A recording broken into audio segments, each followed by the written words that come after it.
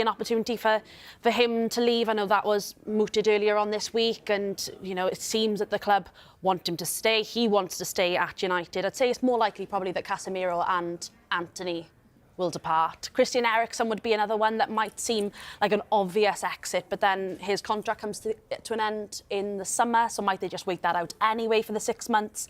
That seems like that might be more of the case. But yeah, I think, you know, movement is fundamental because of Ruben Amorim and the way he wants to play. It's just who fits into that.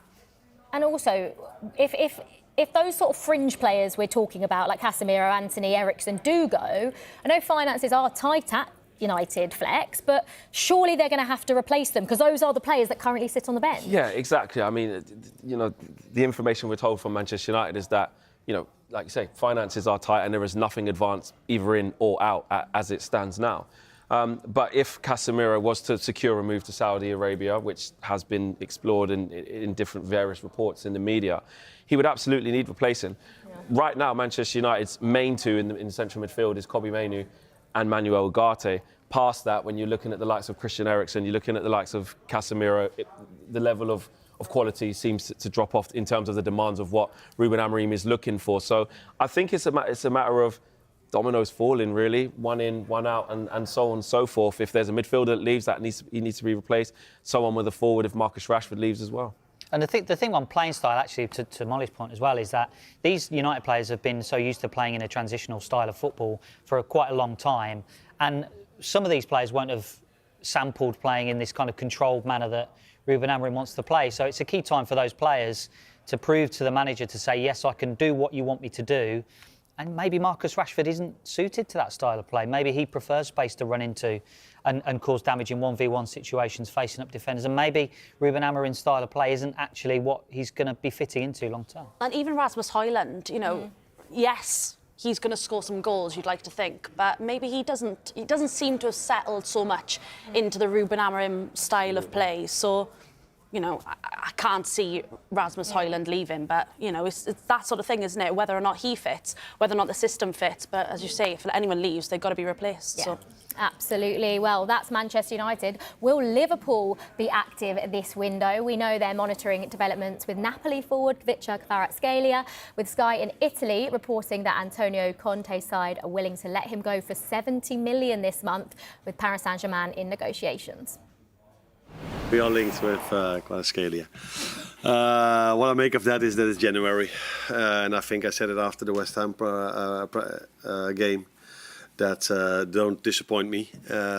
Please come up with all these clubs and all these players that are in the interest from us, or the ones that don't play a lot for us going to go somewhere else. Yeah, that's what's happening now. And 9 out of 10 times, 99 out of 100 times in the end of the window, it's been clear that almost all of these stories weren't true. So what can I comment about it?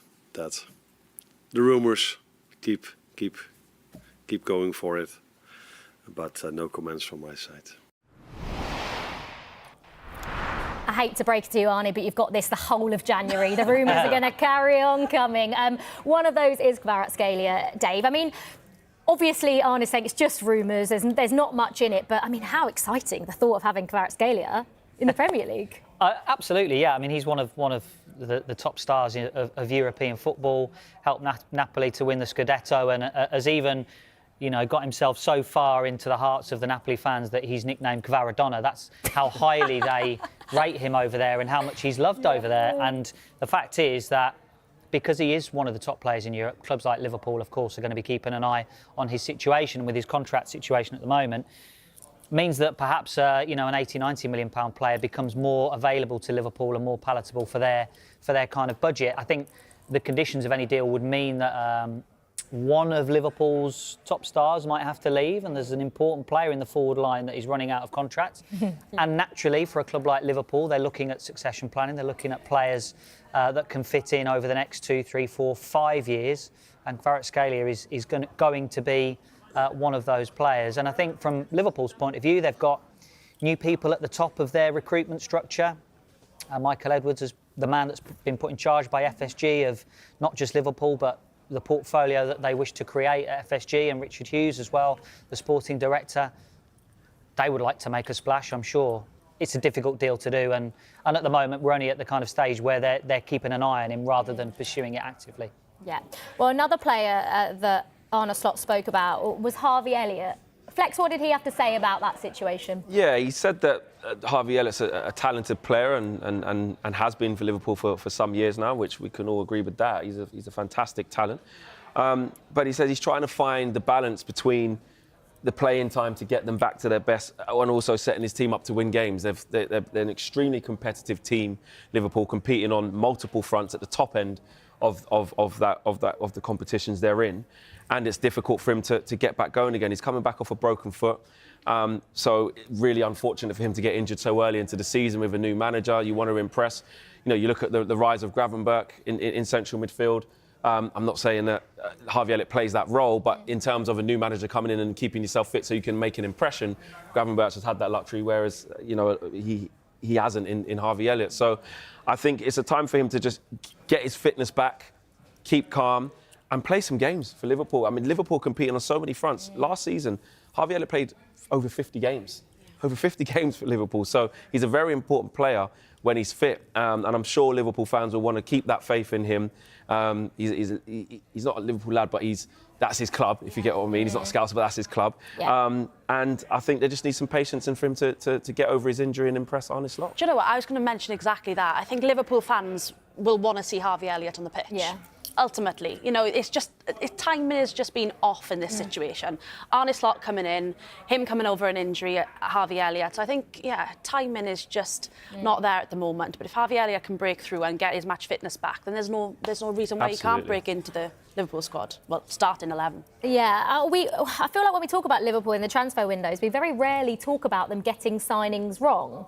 However, Federico Chiesa, I think it's safe to say it is one of those, Molly, that haven't quite gone as planned. It's definitely not gone as planned. I think it's the situation in which he's come in which has made this so much more difficult. He's not match fit. He hasn't been match fit. So when you're competing with the likes of Mo Salah, Cody Gakpo, Luis Diaz, Diogo Jota, clearly he wasn't going to get in above them when he isn't match fit. I think it's a really difficult one for Chiesa. It could have worked, absolutely could have. It looked to be a brilliant signing, fantastic young players, been tearing it up at Italy.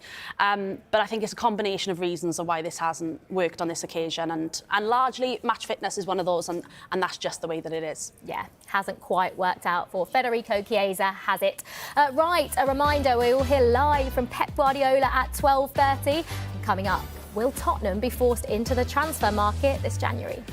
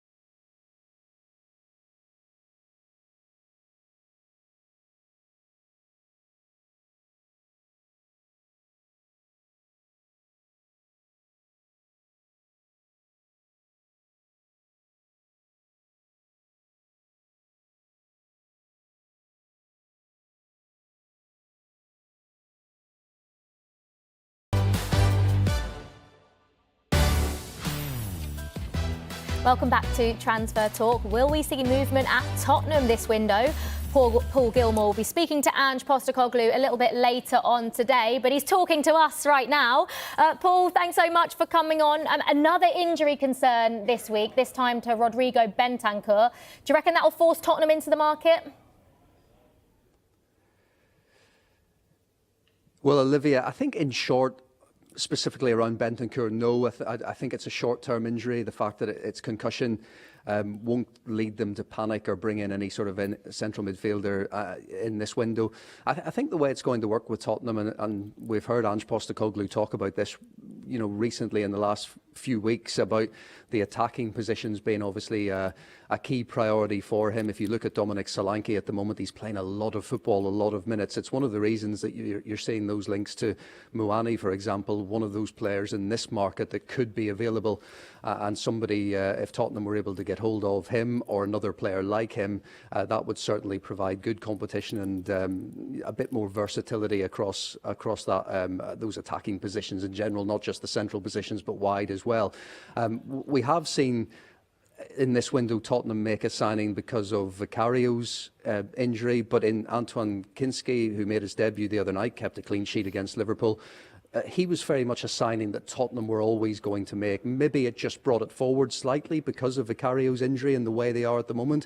And you can see what he gave Tottenham the other night with playing out from the back and instantly looking that confident, capable goalkeeper. So I think Tottenham have a very clear transfer strategy to target these promising young players that they want. You've seen that with Lucas Bergvall and Archie Gray, and those two in particular really getting the plaudits at the moment for their performances, maybe forced into first team action a little bit earlier than expected. So they do have this clear transfer policy, and any player that does come in January will form part of their squad long term. It's not just a short-term stopgap of a really experienced player out there they'll bring in just for the sake of it. If they can make a January move, it will be somebody that they'll have been keen to look for, to have an impact in their squad long term as well. So no, I don't think they'll panic or rush into anything like that. I think it's much more likely that they bring in a more attacking player to try and ease that workload on Dominic Solanke. Perfect. Thank you very much, Paul. Well, Spurs have actually given us an update just a second ago on Rodrigo Bentancur, and that was that he did suffer a concussion injury. He will be out for a couple of weeks as per protocol, so that's very good news after that Bentancur injury. Flex, Spurs are in a slightly difficult position, I suppose. Ange is probably torn between, waiting for his squad to get back, because once those players do get back, he's got a fully fit squad again, and torn between going into the transfer market to help them perhaps short term. Exactly that. And as Paul just stated there, any signings they are going to make or potentially make will be part of the long-term strategy anyway. They can't just try and make emergency signings when there's so many players out. But when you look at the amount of injuries they've had and the types of players who've had to play in certain positions to help out, it has not been ideal. Long-term injuries to Christian Romero, Mickey van de Ven, Dragerson at some point. That's forced young Archie Gray having to go in at centre-half, who's given a really good account of himself, by the way. He's done absolutely brilliantly. Jed Spence has been absolutely fantastic with injury to Destiny Udogie.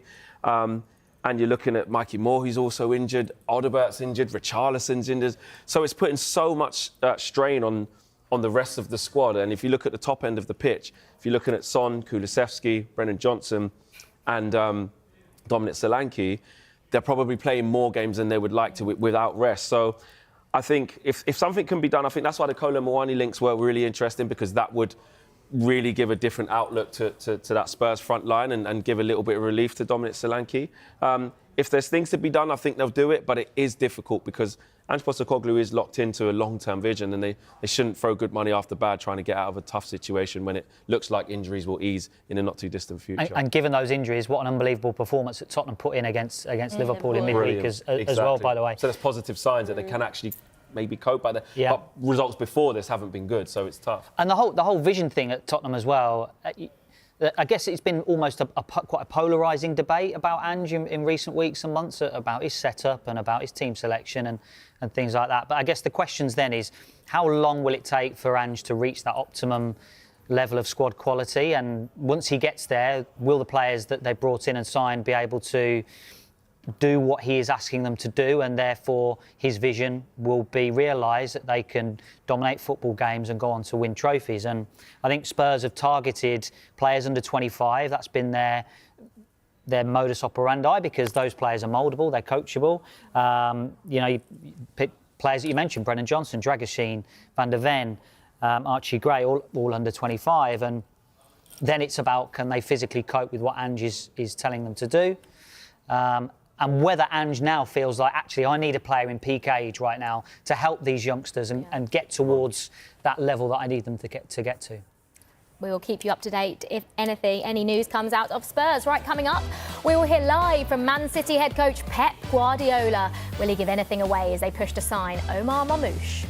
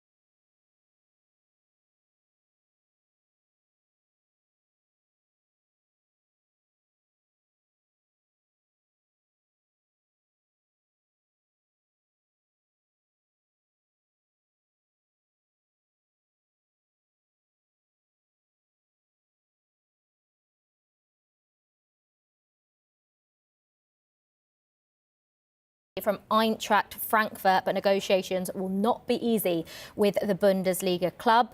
According to Sky Germany, City have also made a bid for Lens defender Abdou Kujanov, and they've approached Palmeiras over a deal for Vitor Reis. So 3 players to keep an eye on there. And Molly, it looks like City are going to be quite active in this January transfer window, which is very unlike them, and people might not know that about City. I think that's probably what I found most fascinating with this. I think they've sort of just gone under radar in a way on previous seasons because they've been doing so well, always been there or thereabouts in the top 4. So it's clearly not been a problem for them. But if you look at this, over the past 4 seasons, it's just incredible to see in black and white just how we've not seen City in this position before. January 2021, players signed £0 spent. And then even in the seasons that followed, £8 million, £14 million, £12 million.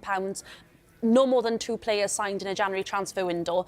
And already we're talking about, of course, a replacement for Rodri in central midfield, which seems to be their most, the place where they need to strengthen the most for obvious reasons, with Rodri missing. But whether it's a player to play off Haaland, like Mamouche, and then a centre-back, as you've been speaking about, there's options there, which just goes to show already City need reinforcements this season, and we've never seen them in this situation before. No, we haven't. And Flex, Molly's mentioned a few of the positions that they're looking to strengthen in, and they are the positions that they need the most. Just by watching City, you can tell they need a centre-back. You look at Kyle Walker, looks like he's coming to the end. So they are going out there and being active. Yeah, in the real key positions that they need. They've had significant injuries across the whole of the back 4. Whether it's been Diaz, Akanji, Ake, Stones, Walker, even young Rico Lewis has had some time out. It's been really, really a tough time for them. And if you look at the top end of the pitch, when you look at Julian Alvarez leaving in the summer to go to Atletico Madrid, it obviously wasn't replaced. So that over-reliance on Haaland, which on a normal day when City are functioning to the best of their abilities, is there such a thing as over-reliance on somebody who scores so many goals? But when the team has been decimated with injuries and not in the sort of free-flowing vein that they're used to, problems in midfield as well. Kevin De Bruyne has spent some time out. We know about Rodri.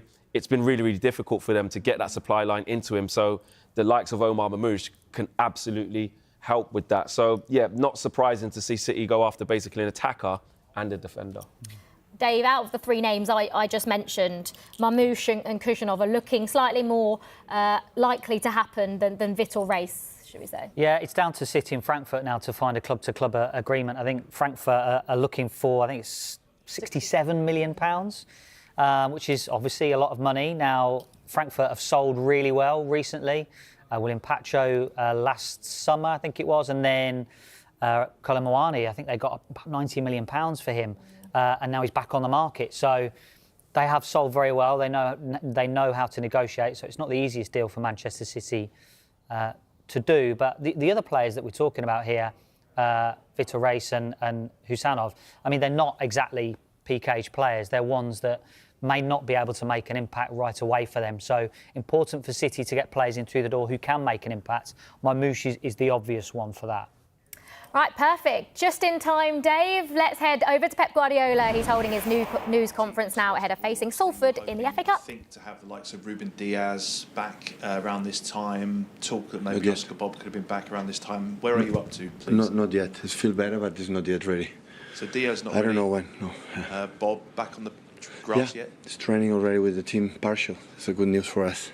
So when would you expect to have him back? I don't know, but it's not muscular. It was a bone, a fracture, and one is already fixed, so it's fine. So now physical condition, but it's a good news that he's back.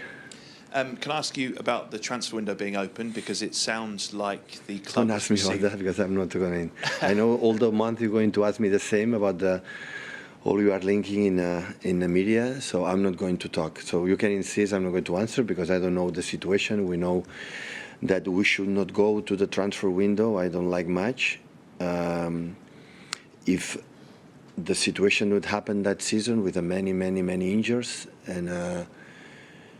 and we have to try to do it because the situation that's what it is. So, but what happened, I'm not going to talk because I don't know. I know, of course, I have conversations with the club, but what the process and happen, I don't know what's going to happen because it's so difficult.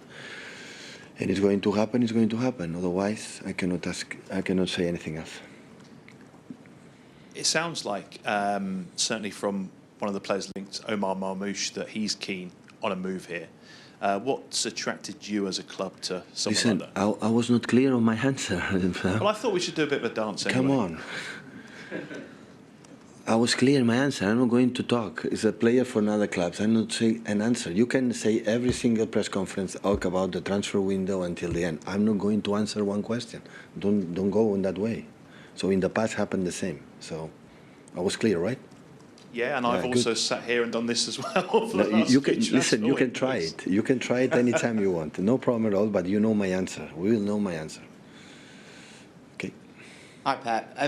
Erling Haaland's played the most minutes of any Manchester City player this season. Could this weekend be a chance for a rest for him? You will see tomorrow.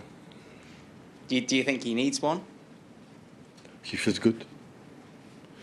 You have some niggles in the first day, but we have 7 days. West Ham to Salford and recover well. And in the situation that we have, we need everyone ready for, go through. And what do you know about Salford City and, of course, the class of '92's involvement as well? Well, I'm living in Salford last 8 years. So I will play against my neighborhood. So my hometown, I would say, no, hometown, where I'm living. So a lot of respect for the manager. We played years ago. We was in Oxford and was assistant coach from Sam Allardyce when they play in Leeds. And the last 6 games, 6 clean sheets, 6 victories. So huge respect for them, what they do, the intensity and take it seriously, of course, like always have done in this club since I arrived. And hopefully we can do a good game and make the 3 victories in a row. A long time didn't happen. And in maybe a future life when you're not a manager, would you ever consider buying a football club? No. Why? No.